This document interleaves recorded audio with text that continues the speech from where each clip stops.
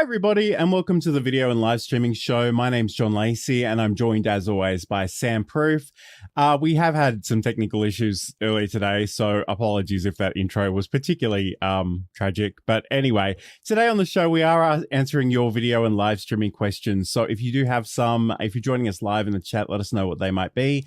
And you know, as always, I like to try and push this thing, which is hashtag Team Live if you're joining us live, or hashtag Team Replay if you're watching this later on, and I know a number of people do, but it has been, I feel like every day is Blur's Day and every week is just a blur, and I don't even know what happened in the last week, Sam, but how are you? Let me just check in with that first. Yeah, I'm about the same. Like, I have a million things going on as I get ready for Cute Avalanche's 5th Super Bowl. I've been like, but I've been so like, I don't want to work on all the things, but I have to work on all the things and trying to apply for jobs and all of these things. And I, beyond all of that, have no idea what else has happened this week. So that's about it. And a big hello to Saeed in the chat, who's saying, I sound a little bit like Darth Vader, and it seems like we might be having some audio issues, and I've tried everything under the sun to try to resolve those, but I actually can't hear what you're hearing, so it's very, very strange, but we're going to try and battle through. We're recording this in a whole bunch of different ways, so if necessary, you might need to come back and watch the replay for the full experience, but we'll try and do what we can. Okay, so let's get stuck into our questions. Let's do this thing. Turn off the overlay. So today we are answering video and live streaming questions to the extent that we're able to. But if you've got questions about anything at all, throw it in the chat and let me know. You know what you'd like to learn more about. And hello to CG, who's joining us as well. Thank you for your company. Let's get stuck into some of these questions. So first of all, this one came from, I think, one of the StreamYard Facebook groups. So can I automatically switch to the featured speaker on StreamYard? The short answer to this is no. Like there's no capacity to do this automatically. What you can do instead, though, is sort of do this manually. And there are a couple of different ways that you can try to do this. And I would suggest the second way works better than the first. I mean, obviously, if you hover over, if you've spent any time in StreamYard, you know you've got the solo layout, so you can physically come over and click on this. This will take the featured speaker or whoever and just make them full screen. But the other thing that Sam and I like to do, and it took me a little bit of time to figure out how this would work, but you can go in and make your own custom layouts. And what we've done is we've got a couple of layouts here. One of them's called Sam Tabbed, and that just moves Sam into the main part of our tab section. It doesn't fill the entire screen because that was a choice that we made. And there's also John Tabbed. And the thing about this is you can't really nominate, if you've only got a single camera section on one of these layouts, you can't really nominate who goes into which. So my workaround for that was to actually put both of our cameras there, but have one underneath the other. And this works pretty well. The only thing I would say is just let other people know that if you are, you know, even if you're not on screen, you might still be on camera. So that's certainly something to keep in mind. Do you have any thoughts on that one, Sam? I mean, that's pretty good. Yeah, StreamYard itself does not have any sort of recognition of like this camera is talking or producing the most audio right now. So there's no real automated aspect to that. Talking or John's producing the most audio right now. The other thing you can do is just, I don't know, is this what you actually said at the very start, which is to hit the solo layout on top of the specific camera instead of the first? There's also a solo layout scene, which is if you do the default hotkey is Shift-1, but then there's that randomness of, am I going to get the right person on there? Yeah. I could be wrong, but I think when you go Shift-1, that puts you as the person who presses the keyboard shortcut or presses the button as the featured really person. Quickly. So, okay, no, I stand corrected. In this case, it's literally just me, but It's one of the quirky things about StreamYard is that the thing and it took me a while to figure this out myself, but the thing I kind of encourage you to do is go into the settings, and I'll do this in real time, although I can't show you. There is a layouts tab in there. Go in and deselect any of those that you don't want to use in your stream, because there's a really good chance that by default, you'll add an extra source to your scene and it'll just pop into something else and you'll be like, I wasn't really ready for that. There is also in the general section an automatically add shared screens / videos to stream. I'd probably encourage most people to turn that off, because wait until you're ready to bring something onto the canvas and sort of go from there would be my recommendation. The other thing too, though, is if you do want to really, not necessarily live, but if you do want to sort of edit this, you can always save your different speakers as their own sort of individual recordings in StreamYard, and you can bring that into something like DaVinci Resolve, and you can do a multi-camera edit pretty easily with some keyboard shortcuts. So those are a couple of options that you can work with. Let's go to our second question here. So what's the difference between OBS Studio and StreamYard or Restream Studio, Sam? What do you think about this one? Sure, I'm going to start in the middle and work my way out. But yeah, basically, StreamYard and Restream both offer you a service that is based in a browser. So you're going to access that through whatever your browser are. From what I know, the best experience usually is Chrome for both of them, I believe. And they give you, some pre-created scenes and the ability to invite guests, which is great. It's super easy to, like, if you've never streamed before, jump on either StreamYard or Restream Studio and really just jump into it. And they give you all the things you can need. You want lower thirds, they have that. You have the ability to put images and videos on and feature chat and stuff from your chat window so that you can reply to comments live. Whereas OBS is a much more customizable broadcast experience. It gives you a lot more options. If you can think of it, you can do it, where you will run into limitations with StreamYard and Restream if you are that kind of person that's like always pushing the boundaries. Restream itself, however, outside of Restream Studio, offers, I should have said that StreamYard and Restream both offer multicasting. So Restream also offers that sort of multicasting and a few other services like their chatbot tangentially with OBS Studio. Like, you can use those together and not have to go into Restream Studio. That being said, you could do an entire broadcast setup inside of OBS, use the virtual camera, and then use either Restream Studio or StreamYard and have a pretty fancy looking stream that goes multicast anywhere you want. That does end up presenting some delays, and especially with StreamYard, eventually an audio video sync issue. So that is the shortest answer I'm willing to give. I would probably simplify it even more, and apologies to everybody because I did just hear myself on the YouTube stream. It is very, very distorted and I have no idea why, but we're going to try and just get it through it. I guess in some ways in StreamYard, for example, like we've got backgrounds, we've got overlays, we've got comments and banners. But the thing is, you kind of need to trigger each one of these one at a time.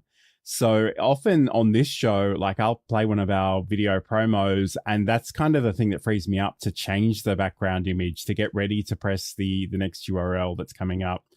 And sort of bring those sorts of things in there as well. So, and to be honest, I know this StreamYard people, they're very open to feedback, but they're also trying to create an experience that's very simple for beginners. And the more I think some of the advanced users push back on them, the more they have to sort of make a choice about whether to make it potentially more complex and customizable, or just to sort of embrace the constraints. So I think that's the the trade-off there, and I think it's important to consider. So Saeed's got a comment here. So for guests, I use Video Ninja because I don't want another subscription like StreamYard, which I will barely use. I know Sam mentioned he uses Video Ninja. Any arguments to consider StreamYard instead? again, I think a lot of this comes down to who you are and your level of technical capability. So, Saeed, I know, has no problem in OBS land and is probably very happy with video.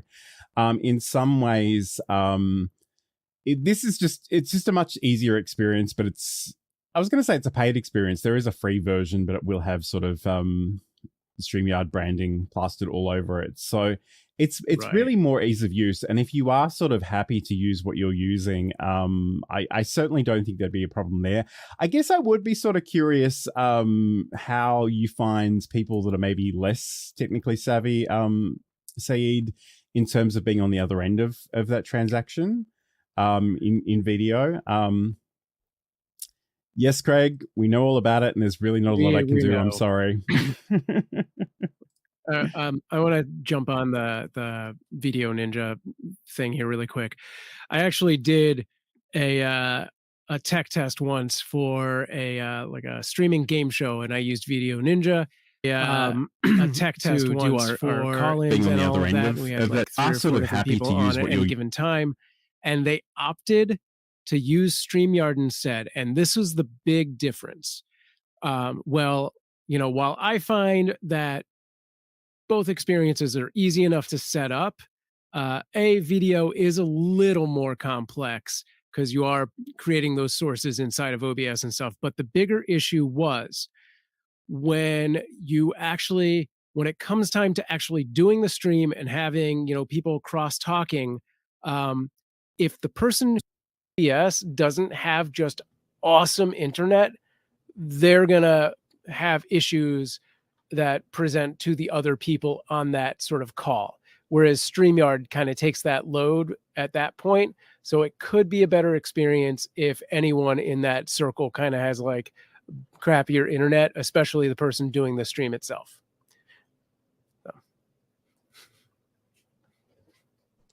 I think that's fair. Look, Sam, I'm going to restart my computer and see if I can join you again in a moment, but I'm sorry for that. All right. I'll see everybody shortly. Okay. All right. I will take over for John as I have to see what he has set up in here. So many teleprompter questions. I might jump around if this is the way it is, but where's this one? The next one that we're supposed to do right now, I don't see on here. And might as well make me bigger, I suppose. Oh no, we have this one for me. Look at that. I haven't run the show in a while. I don't see this question in here, and I don't want to do the teleprompter stuff because that's all John, really. So I'm going to add this real quick.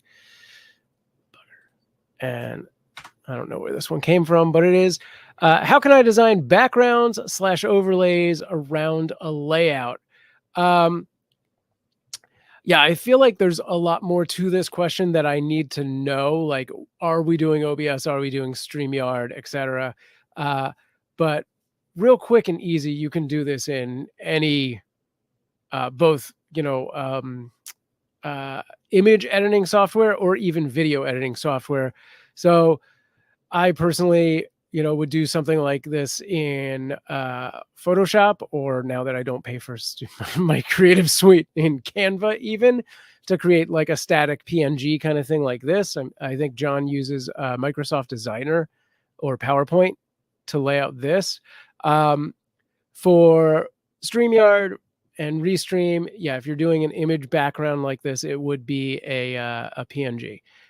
For OBS, yeah, it would be a PNG. I can pretty much any of the major formats, JPEG or GIF as well. I don't know why you would want a JPEG to be your background if it's an actual layout, as opposed to like a funny, haha, I'm on the beach, but I'm green screened kind of thing. If you're doing video, that is something that is new to StreamYard. I don't know that Restream has this ability, but you can do animated backgrounds in StreamYard. I believe they have to be .moves. They might have to be .mp4s. They're really restrictive on how many file types they can use. With OBS, it's pretty much anything goes. MKV, I think you can get an AVI in there. So yeah, I'm going to go back to addressing chat questions since I think John's on his way back in. And Saeed follows up with, Let's switch. Check out Meshcast-based Video Ninja Creator. It reduces load. Okay, and then he did that again, but slightly different. Okay, so load. Yeah, I haven't seen Meshcast, so I will see what that does. Cool. All right. Okay, I'm hoping I'm back, and I'm hoping you can hear me. It's pretty much the same. It's pretty much the same. Okay. Hey, I'm hoping. I don't know. Go to promo. Oh dear. Let's audio. Are you messing with the StreamYard audios? I am, yeah. I don't know. Is that worse? It's very loud, but clearer, but louder. I'm sorry, everybody. I don't think this is going to work today, and I haven't missed a show in years at this point, and I'm just so frustrated. So I'm really sorry, but I don't know if this is going to continue. I don't know if Sam wants to do it by himself. Yeah, hang on. But I'm sure it's excruciating for anybody. Yeah. In fact, I just literally heard it on YouTube, and it's atrocious. I don't understand what has actually changed, because it's like nothing has changed recently. So it is really, really unfortunate. So it's bearable. I pulled your audio down in StreamYard, and it's more better. Guys, it's more better. I don't know. Tell me if it's more better. Better. Business Growth says, guys, it's more sound setting with. I don't know. Tell me if it's more and back. Yeah. I think that's switch mic and back again. I don't understand what has actually changed. And then go back to this mic. Maybe. I mean, you could try that and then do that in StreamYard as well if it doesn't do anything. I don't know. It's the troubleshooting show, gang. Name a car for an edit. What does that even mean? Okay, I do notice that the input on my microphone was sort of at 100 on Windows, so I don't know if that's any better to your ears. I'm guessing by the look on your face. Okay, this is better. This is better? I had to turn you up now. All right. Can we get a consensus? Is that good, everybody? Yeah. Now. So, all right. One of those classic Windows made a change on me. Perfect. You're good. Let's push on. Well, you need to talk more. One of those classic Windows made a change. Business Growth says something Windows update change mic levels to 100%. Yeah. Awesome. Good to know, because I'm going to be updating soon. Cool. Thank you for that. So that's yet another thing to add to our list of things to check. Hello to Ender Trading. Like, sorry everybody, it's been such a chaotic start to the show, and like we're just like, honestly, let's just hang out and answer a few questions and share some wisdom. Yeah. I think it's not going to be the greatest one in the world that we've done, but let's just roll with it. So I don't know, like Sam, I don't know if you answered. I think he had a question when I came back about designing overlays. Or did I did that one. You did that one. Okay. All right. Awesome. Overlays. So I'm finished with tab 1. We can cool. Let's go to a promo. Let's look at some kittens. Right. They won't malfunction in the way that I do. All so right. We'll come back in a second. I hope this is soup. Are you ready for the 5th annual Super Bowl, brought to you by Cute Avalanches, just around the corner, and we're thrilled to have you joining us for the special event. This year taking the field will be Otis, Eric, Amy, Ruby, Ola, and Maeve, with Coach Jean, the mama cat, watching from the sidelines and running the milk bar. This family of 7 were saved from the East Valley Animal Shelter in Los Angeles, California, and have been under our care since the babies were a mere 5 days old. And they're here with us just in time for the Super Bowl. At Cute Avalanche, our mission is to help support our local feline friends in need, and we're so proud to say that we have fostered over 180 cats and kittens, including several TNR missions to help control the feline population in our area. We've also helped foster 1 dog. We've got 2 baby squirrels into other people's foster care, and last year we fostered our first one-eyed cat, immediately followed by our first fully blind Blind Cat Monet. And we couldn't do it without the support of our amazing viewers like you, the Kitten Crew. Our goal for this year is to foster upward of 36 cats and kittens, which will take us over 200 cats that we have fostered in our lifetime, specifically kittens under 8 weeks old that the shelters don't have the staff to care for and are frequently the first to be euthanized. So sit back, grab some treats, and get ready to be entertained by some of the cutest and cuddliest felines around. The Super Bowl starts February 11th at 11 a.m. Pacific Standard Time, 2 p.m. Eastern. Because we can't do this without you, your support and views help raise awareness to the work we're doing. So please share the link to our event, post it on your social media, and invite your friends and family to join us. You can even create your own watch parties. The main event runs about 2 hours, but the stream will be up for the entire 24 hours, letting you cheer on your favorite team of kittens with on-screen scores activated by your donations,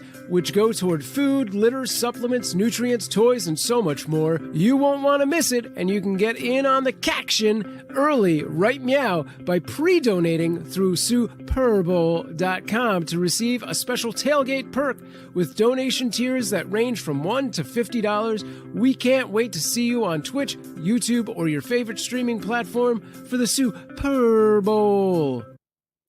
And that's a bit of a promo for the Super Bowl, and we have to pronounce that very carefully for legal reasons. Yes. But if you want to learn more about that and all the great Cute Avalanche stuff, head over to cuteavalanche.com.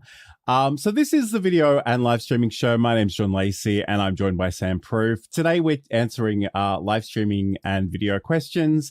One of those seems to be just double check the volume that Microsoft Windows has set your devices at, because that can ruin everything. And a big thank you to our friend in the chat, Business Growth Ready, for pointing that out to me, because Windows changes itself all the time, and it's the bane of my existence. But let's move on. Let's move on to some happier things and answer some more questions. If you've got some, throw them in the chat. We'd love to hear from you. Okay, so this question actually came via the StreamYard town hall meeting, and I've kind of condensed it a little bit, but using a teleprompter, how can I work with stream comments? So the thing about StreamYard, and we've kind of already alluded to this, it's relatively straightforward. Everything's there in a single browser tab. And it's really easy to work with the comments that are provided. But the problem is, in some ways, you can't change how they appear. And you know, I've actually got the whole StreamYard experience happening on one of my larger screens, but also in my teleprompter monitor as well.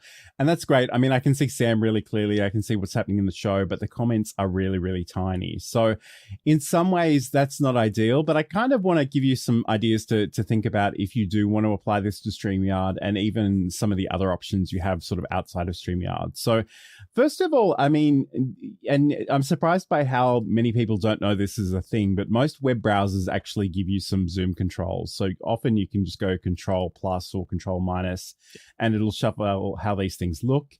You are kind of at the mercy of individual websites to see what that looks like. So sometimes that will improve things. Sometimes it'll make them harder to see. Another thing that's worth considering is a lot of a lot of operating systems have their own magnifying tools built into them. So Windows 11 certainly has a magnifier system. It is something that you probably will need to adjust the settings of and get used to, because it's quite dramatic, and I don't know that it's always the greatest idea, but it's certainly something. There are even sort of browser extensions for magnifying glasses as well. But outside of, and again, you can sort of adjust the settings of those as you like. But outside of that, one of the reasons I really, and I don't get me wrong, I love StreamYard. I really think it's a great product, but I do like that Restream actually has its own standalone subdomain for chats of your stream. So I think it's chat.restream.io. And whether you're doing stuff in Restream Studio, whether you're going via OBS or some third-party tool, you can actually have these in a separate browser. You can increase the size of that. You can move them around.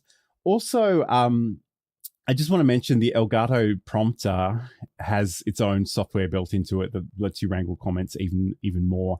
And I haven't personally had the experience of using one of those yet, but it does look really, really intriguing. So I guess those are just a few things that I would encourage people to think about. I mean, certainly if you do have a compelling use case for having the comments show up somewhere else, or in a more prominent way, reach out to the company that makes the software and suggest it and see if they're open to that. I feel like I've been talking quite a lot now, Sam, but let's go to a live question actually from Saeed. Yep. So answering comments live in the chat versus answering them after the stream. Any thoughts? I have thoughts, but Sam, you go ahead. Sure. So, I think part of this answer is based on what it is you're doing with your stream, what your plans are for the stream, and, and that might guide you to the answer you need. For me, if you're choosing to live stream, then you're doing this on an immediately interactive platform. If you don't want to be answering questions and comments live, maybe you don't need to be live in the first place. Maybe you just want to do a podcast. Maybe you just want to do videos. I think the whole beauty of live streaming is immediate interaction. That being said, maybe you have small segments where you're like, I'm going to do this quick thing. Like I have to do a promo, or I want to do a short segment that I use for my video later. And, people understand that if you're doing it under I think he's changed the question on us, under a podcast premise, then you probably don't want to have breaks like that specifically laid out where you're like, guys, I'm going to take a minute to do something else, and then we'll come back and I'll answer your questions. But maybe. I want to see what this new thing is. I meant written answers in the chat. Oh, so as opposed to me talking to you, me typing back to you. And sometimes I'll do that. But yeah, again, that seems like an immediate thing. If we're still in that, if that's still the context of this. It actually depends a little bit on the platform, the destination that you're streaming to too, because I can't really go into YouTube after the event has ended and interact with the live comments in the same way that I can with people that watch after the show had finished. But on LinkedIn, I can actually go in and reply to everybody. And the thing I like about LinkedIn, it's not really a chat system. It's much more a comment system. And because of that, I can include screenshots. I can include links. I can get really specific and granular with questions and answers. So it really does depend on what you're doing and sort of what the platform actually allows you to do. But often, like, I guess the other thing too is, and again, I'm drawing on my LinkedIn experience here a little bit, but if somebody has a question and I've answered it in the body of the stream, I still think it's often useful to summarize that in the comments, even if the person that asked it has heard the answer. Somebody else might want to just glance at that and get the gist of it without just potentially watching the whole thing again. So, I mean, it depends on your capacity to actually wrangle with these things in terms of time and energy. But I think it's worthwhile. Yeah, no, I think that's a good point because, most of my experience is platforms that don't really present the same way that LinkedIn does. So, yeah, if you do have the ability for it to be kind of a dynamic comment after the fact, then yeah, by all means, I think I would answer it live, but also go in after the stream and be like, here's that link I was talking about, and or here's a little more on that answer, because I mean that only helps, right? Yeah. And I must admit, I haven't had a lot of luck with this. I don't know if it's my phone or my YouTube account, but in theory, you should be able to reply to standard video comments via a short.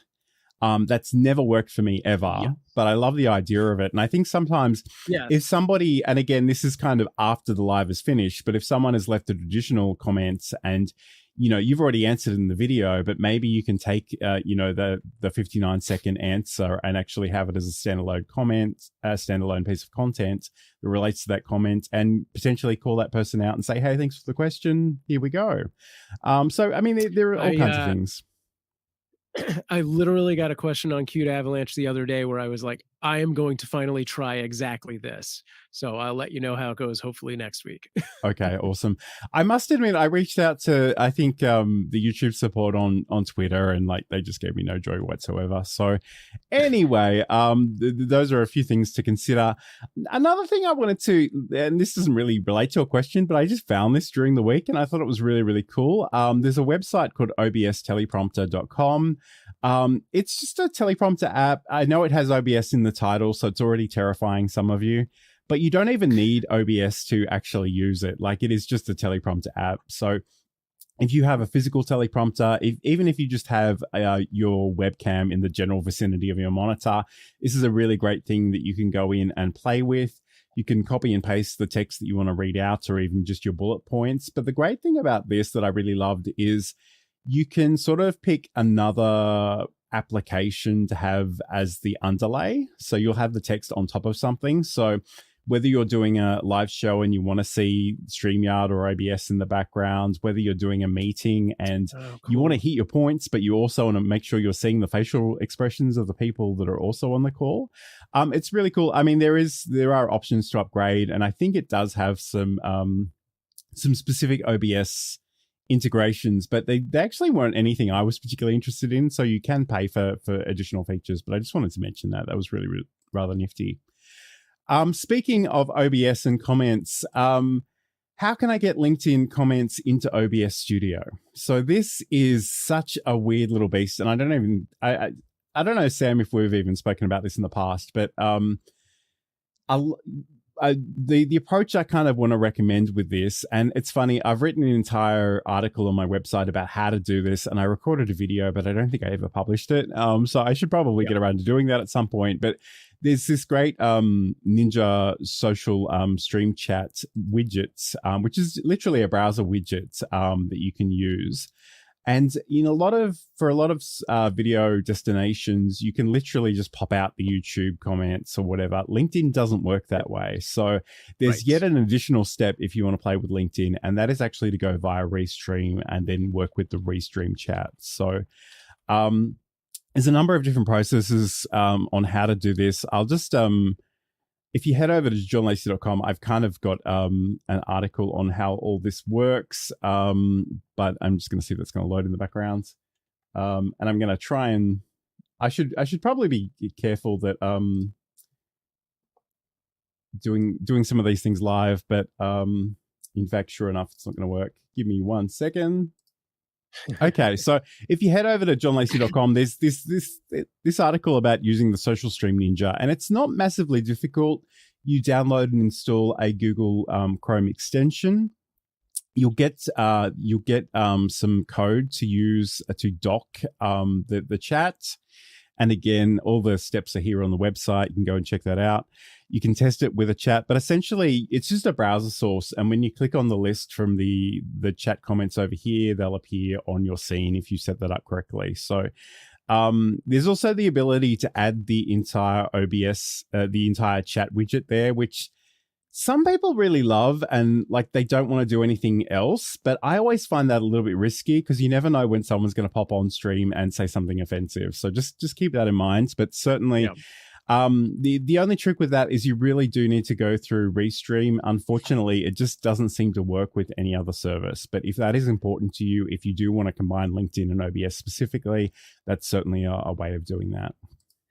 Yeah, and and the other way, I mean, if you don't, for some reason, you just don't want to do Restream, the only other way I could think to do it would be even sloppier, which is to just do like a display capture or window capture inside of OBS and just you'd basically have to grab either a portion of the chat, which moves, so it may not be what you want, or you embed the whole chat through a browser window, which I'm not even positive that's going to work. I know someone on LinkedIn that moved from Restream Studio to StreamYard, and they were so upset they couldn't have the entire chat that what they ended up doing was they would appear on webcam, but they actually they used OBS to capture the entire chat via the virtual camera and have that as another camera source underneath everything. It was a little convoluted, but that's weird. It's possible. I mean, Sayed is saying that the Ninja chat in LinkedIn works directly with that, the use of Restream Studio, which is cool. Maybe I need to retry that. I haven't had a lot of success with that. So maybe what I'm telling you isn't 100% true, but that's okay. We can certainly test these things out.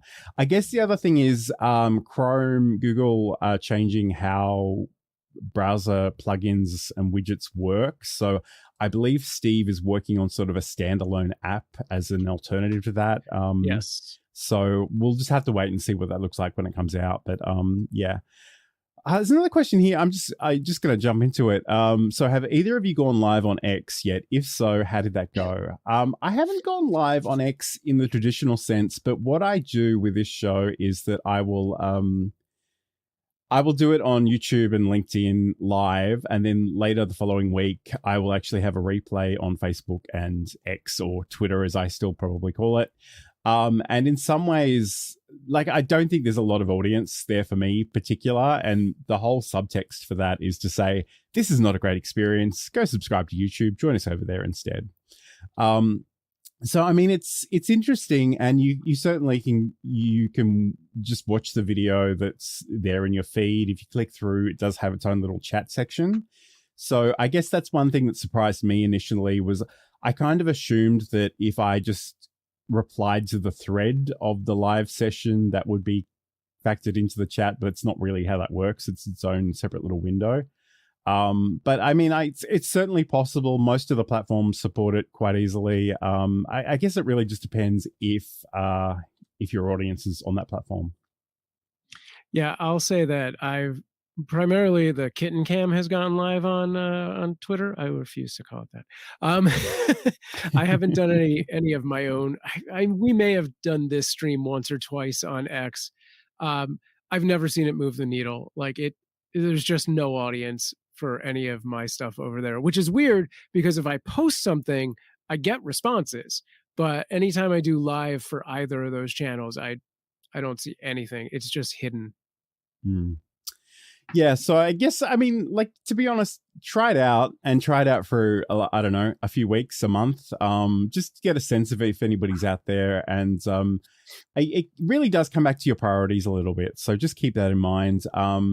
You know, I think the great thing is we have so many options these days, and you can explore to your heart's content, that I guess don't try and do everything, because that's just a recipe for disaster.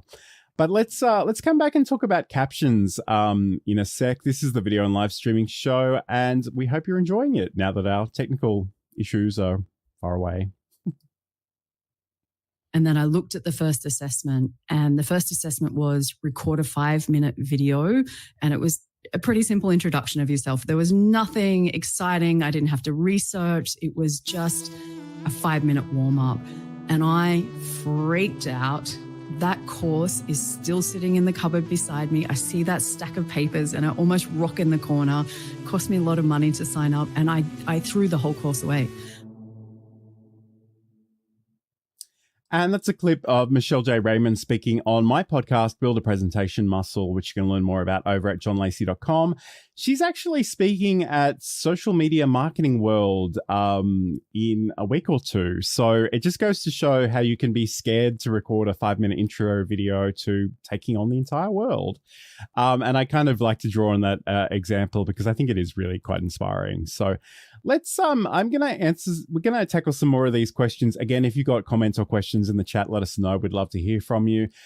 If you are watching on LinkedIn Live, not all of the chat comments seems to reach us over there. So if you want to join us on YouTube, there's probably a better chance of us seeing that stuff. So just keep that in mind. But I'm going to jump out of order a little bit, because this is a question that actually came from Sam. And I thought it was fascinating, because we have very different takes on this. So YouTube told me a certain number of viewers watch my content with captions on. Is this useful information to know? So and I think I've got a screenshot here. Let me just bring this up for you. So if you don't know, the YouTube app, it kind of has this weekly update, and it's got a fun little quiz in there. and it asks you questions. For the week, I think of January 18th, it said, how many viewers watch your videos with subtitles or closed captions on? And on the left-hand of this side of the screen, you'll see 6%, which was the number that Sam got. And on the right-hand side, you had 54%, which was actually my number. And Sam, I'll get you to speak to this a little bit, but I got the distinct impression you didn't think this was particularly useful information. I feel like, I mean, yeah, I think it can be useful information, but there's so many other factors that I need to know that 6% is just like, I don't even know if I need to do the research on that. Like, who cares at that point? Like, I mean, are they watching on a mobile device? Are they watching on a television or a computer? Are they watching a video where I've already burned in closed captioning? But I think what's more useful is, because this poll was worded very specifically to our channel, like your channel, right? Watch your videos with subtitles or closed captions on. Tell me, how many viewers just watch with closed captions on? Are they specifically coming to my channel and turning them off? Do they watch with closed captions on other channels? Like, how many people are actively changing that setting constantly? It seems like a weird, like there's too many questions for me to answer to get use out of it. Well, I mean, in some ways, and it was funny. And I remember, like, the reason I wanted to talk about this was because you and I had such different reactions to this information. And I was like, hell yeah, accessibility win. People are using the captions. I mean, yeah. But I guess, most people probably don't turn them on and off unless there's a really specific reason to do so. Right? It could be that not only are they watching captions, but maybe they're translated into a different language. There are people that are deaf. There are people that are hard of hearing. But I guess the other thing I kind of want to talk about is just the availability of those captions, because one of three things is going to happen when you upload a video to YouTube. There'll be no captions at all. Number two, you'll supply some captions. Or three, at some point in the future, and this happens at YouTube's pace, not your pace, there will be some automatically generated captions if the language you speak happens to be supported. So I guess for me, I don't generally go back and caption these shows because it's just an hour's worth of content. And it's just, even with a lot of the automated tools or semi-automated tools, it's just a lot of work. But every YouTube short, every sort of standalone video on demand VOD, I try to make sure that there are captions and I upload them and I include them there. And I guess one of the things that you mentioned before was the burnt on captions. They won't factor into this stat at all. So you kind of need to put them to one side. And it's interesting because YouTube supports real SRT files, so the real captions that you can go in and add there. Whereas Instagram, for example, has no capability whatsoever. It offers to sort of automatically generate them, and you don't know if they're any good or not. So that's a place where I always like to have something burnt on. But again, it's kind of a different functionality. But I guess really, I just want people to be, and there's probably no definitive right or wrong answer here, but I just want people to think about, there might be some people that need these because they physically can't hear, or maybe they don't speak your language, or maybe they speak your language as a second or third language and they're not particularly fluent, or Lord knows, I'm sure people are struggling with my Australian accent most weeks anyway. So that's a thing. But two, are you actually adding captions? And I know this is a lot of work potentially. And are you adding them with automated tools? Are you checking those for accuracy? Those are sort of some of the things I think are worth keeping in mind. So it is really, really sort of interesting, the different takes we had on that one. I guess let's just ever so briefly, we'll do another one of these caption questions. And again, this is another question with no definitive answer, but again, I think it's worthwhile thinking about it. So are automatically generated captions good enough? They can be, and sometimes they might have you say something that's wrong or silly, and sometimes that can be fun. Sometimes that can be downright offensive. So I would encourage you, if you are using a lot of these things, to the extent that you're able to, in terms of time and energy and resources, go in and just double check that those things are working the way that you expect them to. I mean, there's often nothing wrong with a funny mistranslation, but again, just make sure that you're not misleading people or just saying horrible, offensive things. Yeah. I just want to make a note that I did a quick test on John's LinkedIn, and in fact, I was able to get Social Stream Ninja to recognize my LinkedIn chat, but it took me like several. I had to like click into the post and then once again to click into the stream to get to a point where it recognized the message. So Okay. yeah, you have to be like in the streams, like not just viewing it through the post. Okay, I mean that's really good information to know. So maybe I need to cool. go back and update that article. But I have always found Restream chat to be really useful in that regard too. So let's. I think this is such an interesting question, and I know Sam started, so maybe I'll get him to speak to it first. But Walter asks, as a platform, do you believe X does not put much value on live streaming, but on other types of post activity? Yeah, I don't think they put any value on live streams just yet. I think it's all very hidden and like they still prioritize spaces over video. But who knows? I mean, things are changing over there right now with this whole Mr. Beast video monetization thing. So maybe that's next in line. It doesn't seem like they care. I mean, they had Periscope and then they like kind of buried that. And then they were like, well, it's still here. It's just Twitter Live now, but it's still very buried. Like the Kitten Cam is live. Go try and find it. You can't even like go to the Cute Avalanche Twitter page and like find it easily. It's not. I don't know. I mean, I don't want to.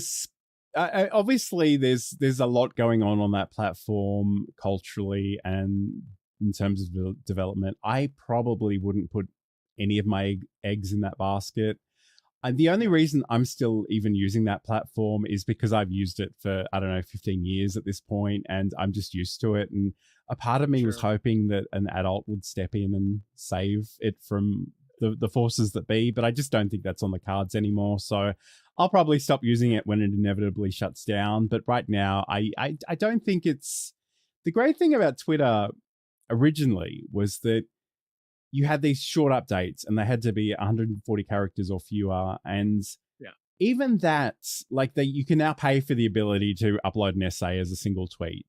And I don't think it's as useful as what it was originally. And I think this scope creep of platforms happens everywhere, but I think there are other factors that make Twitter or X particularly unpalatable option right now. So I mean, I wouldn't lose any sleep over it either way if you want to throw things out there. And again, we're fortunate in the sense that we do have these multicasting tools, so you can go out there without an additional sort of issue. But okay, so in terms of captions, and we've done entire shows on how to do this, but like, how can you create captions? There are all kinds of ways, and it depends a little bit on your platform and your tools and technology.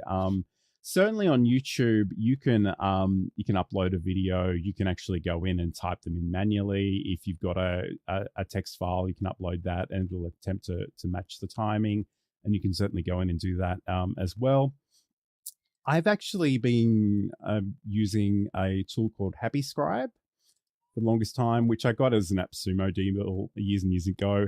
It can do transcripts and it can also sort of do video in that way. You can actually export the videos with these burnt on, or you can get the SRT file. So that's a tool that I've really enjoyed using. I must admit, I don't currently create as much standalone video as I did, just because I don't have the time or the energy right now. There's just so much going on in my world that I try to do what I do. But I know on LinkedIn, if you upload a video there, you have an option to say, please automatically make my captions appear. But there's also a prompt to say, let me know when this is done so I can check them before I publish them. So again, I would probably recommend that. Sam, I know you do a lot with burnt-in captions and probably CapCut, but do you have any other sort of tools that you like using or recommend? Yeah, that's what I was going to say. If you're doing a video and you want to do burned-in captions, then CapCut is great. It gives you the ability to edit all of those. If you're doing like shorts videos after the fact, there's a bunch of those AI things will create auto captions. Like Opus Clip is pretty good at that. If you want live captions on your stream, there's a service I use that is free service called Pixel Chat. I think it's pixelchat.tv. That's what we use over on Qt Avalanche. And it'll do the best it can. It's, live is not a great place for captions, so that often does not write captions, but it helps a little. If you are a Twitch specific streamer, there is a Twitch extension that I believe is just called closed captions. And the beauty of that one is that it actually will translate to a variety of languages as well. I cannot speak for its accuracy, in any of those languages, but I'm sure it has the same issues as Pixel Chat does. Yeah, I mean there are a lot of tools out there, and I guess I feel like I say this every week, but just find something that works for you. You don't have to try them all out. If you find something, like if the first thing you try works pretty well and doesn't cause you a lot of pain and it doesn't cost an obscene amount of money, just roll with it.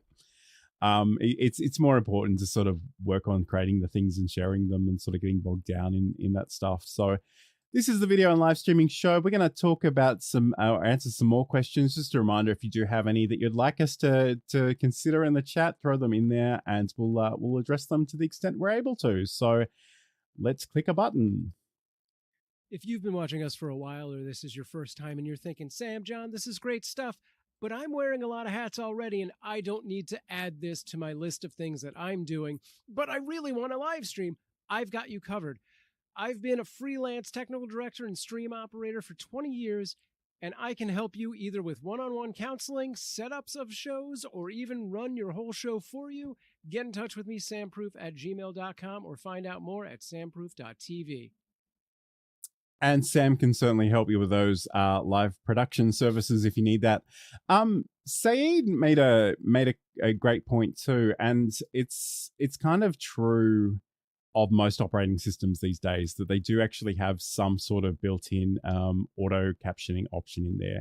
It's in Chrome. I'm sure it's in Windows. I'm sure it's in iOS, although I don't really have any of those devices. But I mean, there are a lot of ways to achieve things with technology. But again, I would encourage you not to make it too hard for people in your potential audience. So if we don't really want to make people jump through hoops if they are deaf and they still want to experience our content at the end of the day. So yeah, okay, cool. All right, so this is the video and live streaming show. Today we're answering your questions.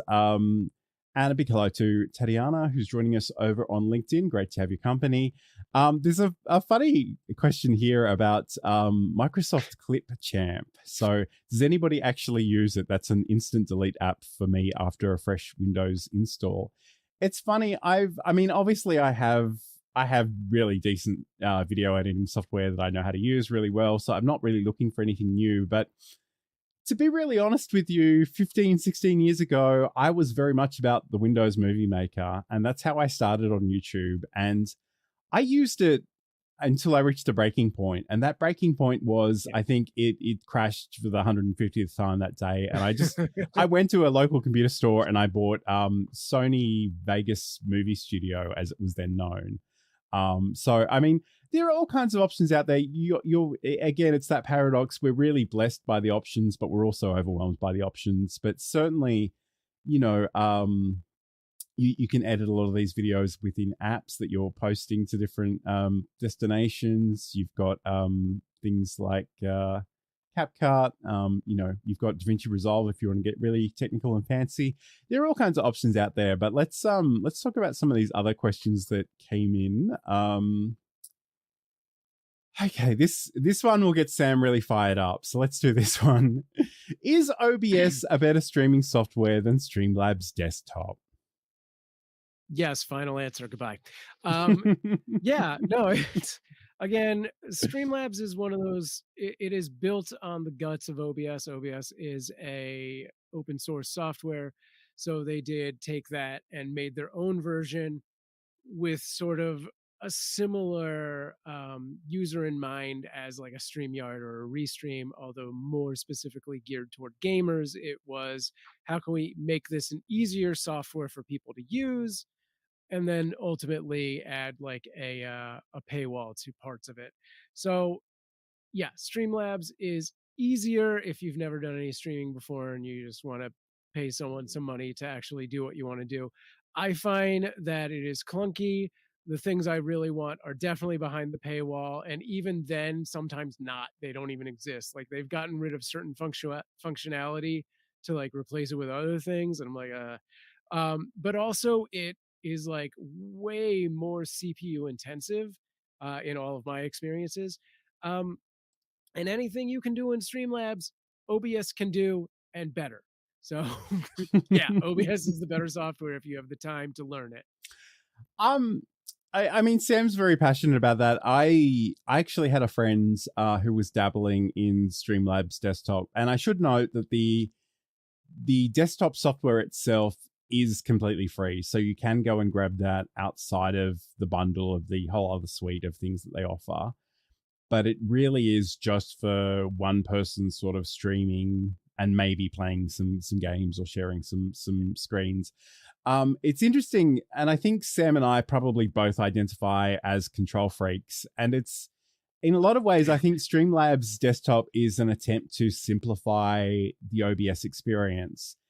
And there are really little subtle things, like if I go into the audio settings within Streamlabs desktop, on OBS, I have two options. I can adjust that by decibel or by percentage. In Streamlabs desktop, I can only do that by percentage.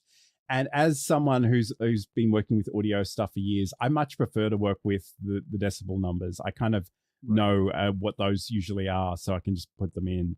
But there are a lot of different things. But I to be honest, I don't think there's any harm starting with Streamlabs and then checking it out. Like I said, it's completely free. OBS is completely free. Just have a go and see where you end up.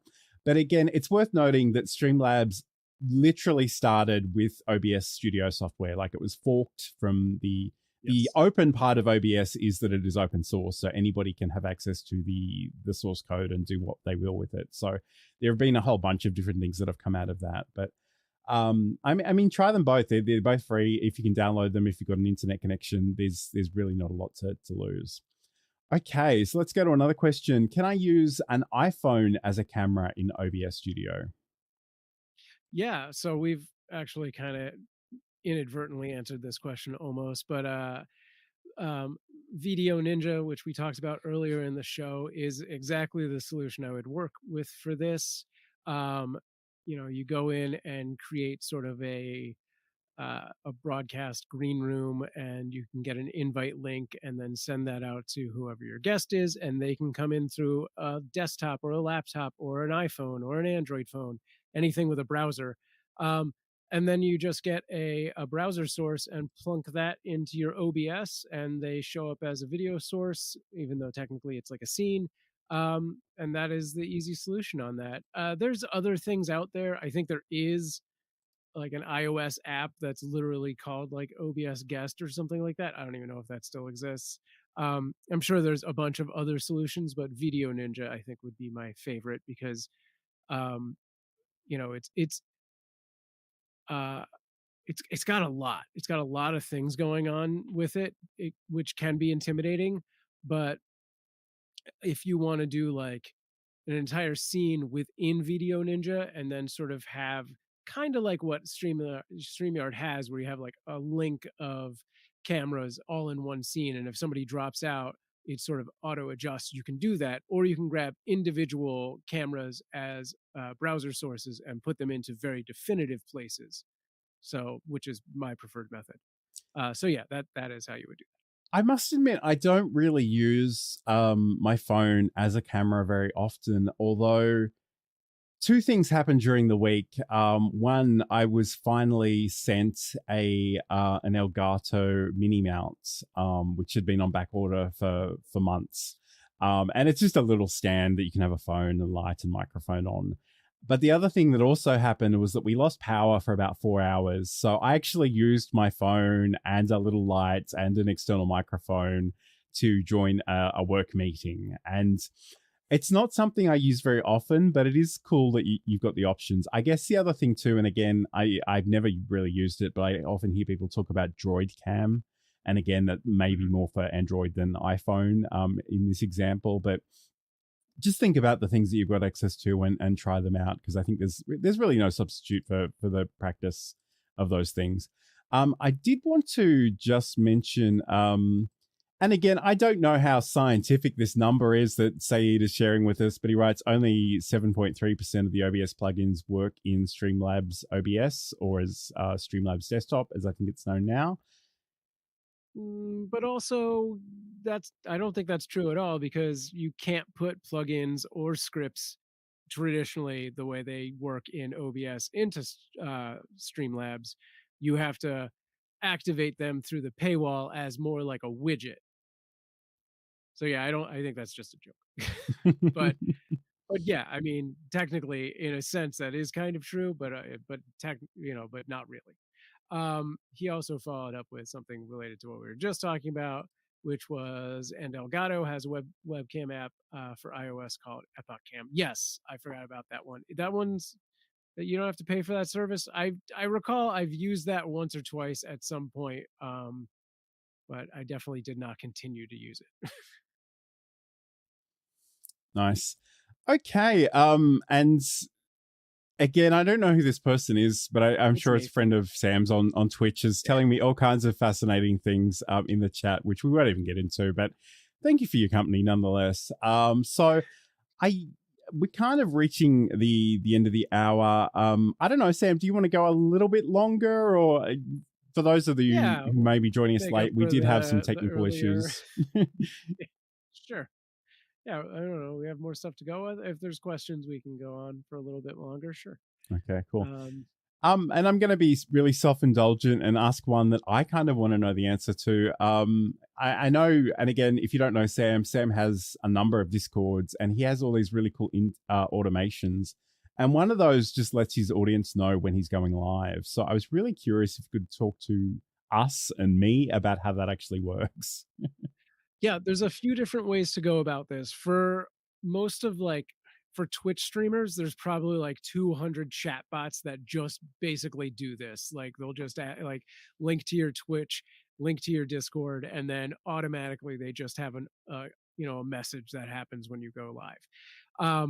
If you're doing other platforms and you want to get a little fancier, you can do an IFTTT connection. So I'm actually literally was blogging about this earlier today. I haven't published it yet. Should show up next week sometime. But what you would do is create your IFTTT account, link whatever your streaming platform is, and they support most of them and have that trigger. Not most of them. I should say they should support most of the really big ones. So Twitch and YouTube.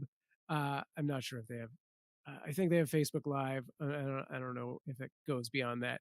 And then that would be your if Twitch, and then you go in and you select new live stream from my channel. Might be worded differently.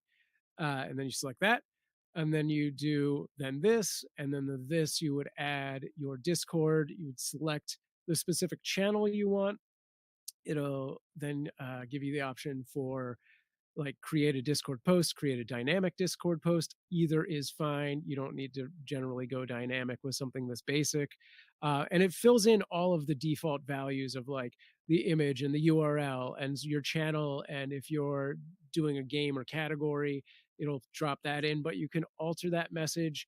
And then you can even chain that. So I could have it do that. And then once it's done the Discord, I could have it post a tweet. I could have it post into a Facebook group, and so on and so forth. I could even add some extra nerdy stuff. They now have these sort of queries and filters that let you modify it beyond the if this then that formula. So it's more like if this, but also check for, and then you can have it query an AI to put in a quick customized message that is not the same standard now live on Twitch playing Play World. You know, you can have it generate something small, like maybe it throws in a pun, or some kind of personalized, you know, guys, I really hope you join me.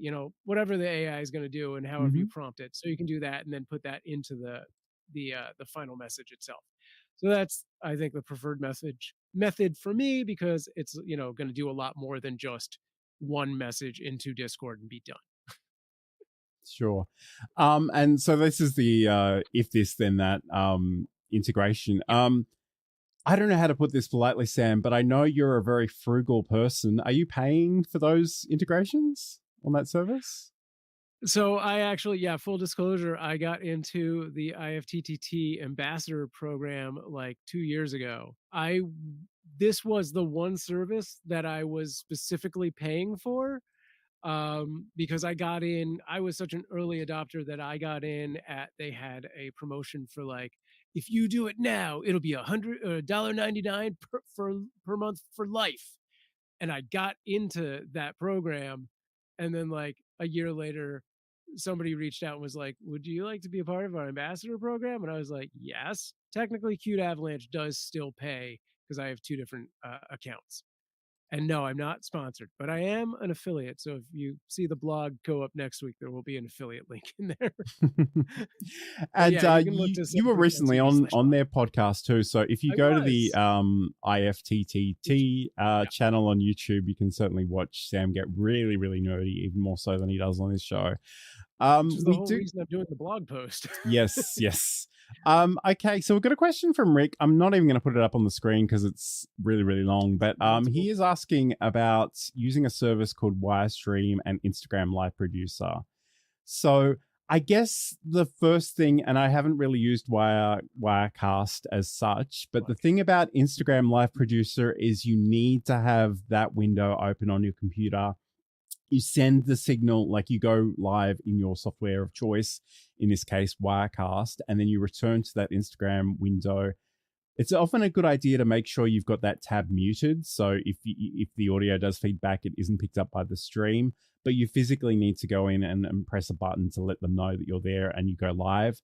What we have noticed about Instagram Live Producer is it has an extraordinary amount of lag. So whatever you think you're doing, probably buffer in some extra time for whatever you're imagining. Don't say something and then cut yourself off immediately, because there's a good chance your audience won't catch any of that.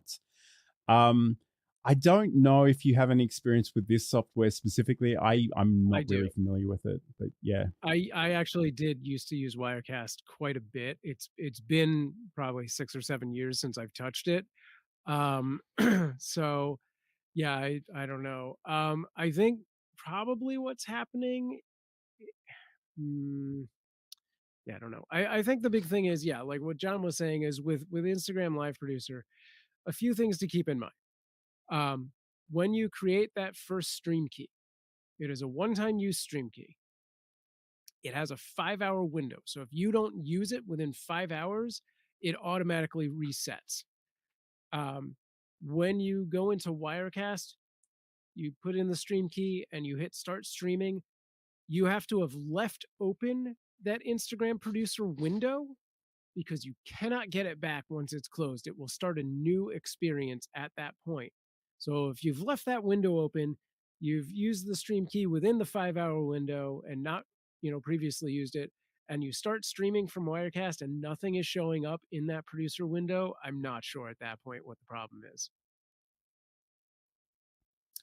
Okay, so yeah, I mean, in some ways, I mean, I certainly was very excited by the Instagram Live Producer, but my experience of it has been so pitiful that I've just given up on it. So I'm hoping they'll get better with that in time. But it sounds like, Sam's given you a few things to check, and I guess if all else fails, you might need to go and just have a chat with Wirecast. There might be some extra information that they might have access to that we don't. I've done several live streams to Instagram using OBS, and that always works fine. The beauty of OBS is that you can get the ATEM vertical plugin, and then you stream from the plugin itself, not from OBS, sort of. So you can do like a horizontal stream through OBS at the same time as doing a vertical stream through the plugin. And that always works fine. So maybe try that. Yeah. Okay, awesome. There's another question. So this is a great question. I love this. So how many monitors do you guys use while streaming? 2 or 3? In some ways, I want to say 2.5 because one of them's a tiny little display within my teleprompter. But yes, essentially 3. I've got one to my left that is in a horizontal orientation. I've got the teleprompter in the middle, and I've got one that's portrait on my right. So I've got a lot of different options, and especially if I am trying to maintain the eye contact, I'll probably need to move different windows and things around to the teleprompter one. So yeah, I mean, that's what I'm up to. Sam, what about you? What are you using? I might have to call it 5 technically. So I have OBS over on my left. I have StreamYard in front of me where I can see John and the chat. On the right, I also have a vertical monitor, which if I'm doing my own stream, that's going to be a chat window. But for us, it's our show notes. I then have the LED display for my camera, so I can see what my setup looks like outside of that, which is just unnecessary. It's like 4, really. And then I have my phone down over here so I can see live playback. So every once in a while with StreamYard, one of us will like glitch or freeze or something so I can look at the playback and see if that's actually on my end or if it's on John's end or if it's in the middle somewhere, based on if it's also freezing on the phone, because sometimes it'll freeze for me on the StreamYard experience, but not on the phone, which is more of a computer issue. For the Kitten Cam, we have 2 monitors. One is OBS and one is chat.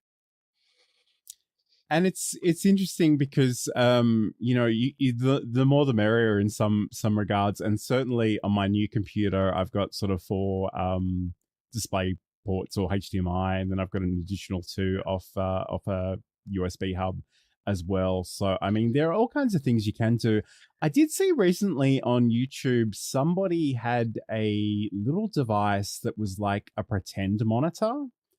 And like it would be recognized by the computer, so you could use it to maybe have your slides, but not use one of your existing monitors and just use that as a virtual monitor. It's so trippy to me because I'm not sure how you would interact with it, but I've heard people talk about them very favorably. I think in a lot of ways, even if you're not streaming, the thing that people on video calls, for example, need to keep in mind is that often when you go to share, you could be sharing an app or you could be sharing a whole window, and you have to be a little bit strategic about what you have on that window and what you have away from that window so you don't inadvertently share something you really shouldn't have. So yeah, and say he's sort of talking about the HDMI dongle. Yeah, so I mean that's interesting. I mean there's so many options, and to be honest, there are a part of me that wanted to get more monitors, but I feel like I've got enough to look at right now, so we'll probably leave it there for the moment. I also technically have a monitor behind me, which I use occasionally for one specific show, but it's to be like, a slideshow essentially. It's just background image. Nice.